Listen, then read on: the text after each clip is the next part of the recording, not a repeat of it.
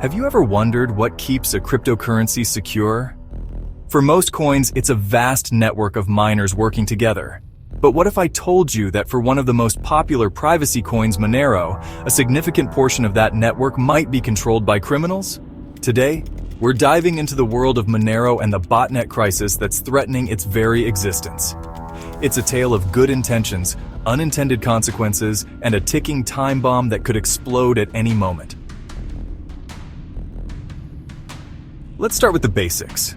Monero, launched in 2014, is a privacy-focused cryptocurrency that's gained a reputation for being untraceable. But what really sets it apart is its mining algorithm, RandomX.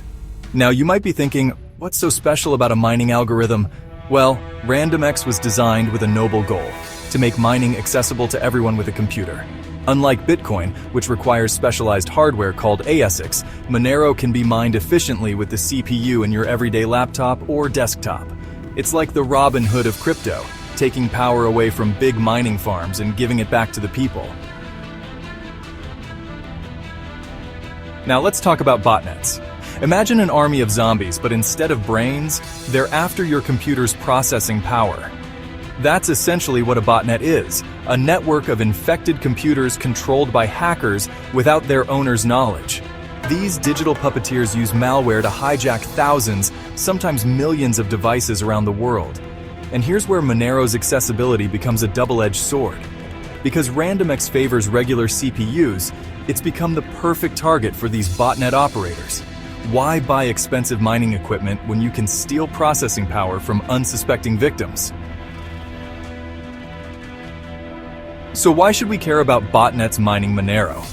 2 words, 51%. In the world of cryptocurrencies, if any single entity controls more than half of the network's mining power, they can do some seriously scary stuff. They could rewrite transaction history, double spend coins, or even block new transactions entirely. It's like giving someone the ability to counterfeit money and control who gets to use the bank. Now brace yourself for this. In 2024, a single botnet was estimated to control a whopping 40% of Monero's total mining power. That's dangerously close to the 51% threshold. Imagine if a group of hackers could flip a switch and suddenly control a multi-billion-dollar currency.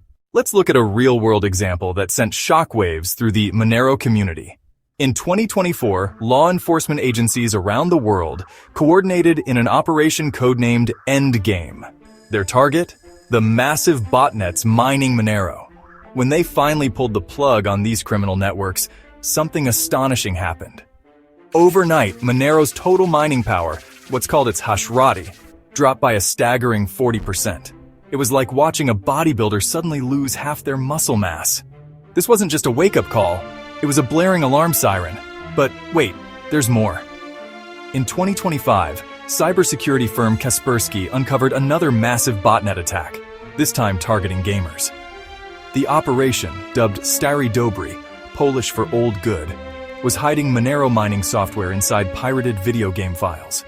This wasn't just clever, it was diabolically efficient. Gamers often have high-performance computers, perfect for mining. By the time Stary Dobry was shut down, it had amassed a significant portion of Monero's mining power. It's like the pirates had figured out how to turn every ship they boarded into part of their own fleet. Now you might be wondering, are all privacy coins doomed to this fate? Not necessarily. First up is Pirate Chain. Instead of resisting specialized hardware, Pirate Chain embraces it, using an algorithm that favors ASICs. Then we have coins like Ryo Currency and Conceal Network. They use an algorithm called Kryptonite GPU, which is optimized for graphics cards. This strikes a balance. It's more accessible than ASICs, but still out of reach for most botnet-controlled computers. It's like requiring a special key to enter, one that most hijacked computers simply don't have. If you think Monero has it bad, spare a thought for the smaller privacy coins out there. These cryptocurrencies, often with market caps under $10 million, are even more vulnerable to botnet takeovers. Imagine a small town with a volunteer police force suddenly facing an army of robots. That's the kind of mismatch we're talking about.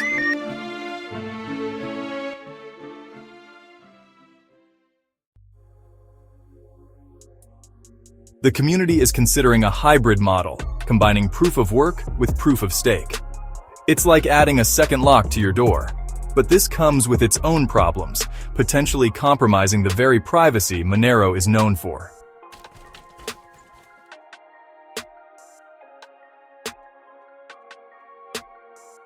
Time is running out for Monero and other CPU-mined privacy coins. The botnet crisis isn't just a technical issue, it's an existential threat to the very idea of decentralized, private digital money. Will Monero find a way to adapt and survive, or will it become a cautionary tale? The story of Monero's battle against botnets is far from over.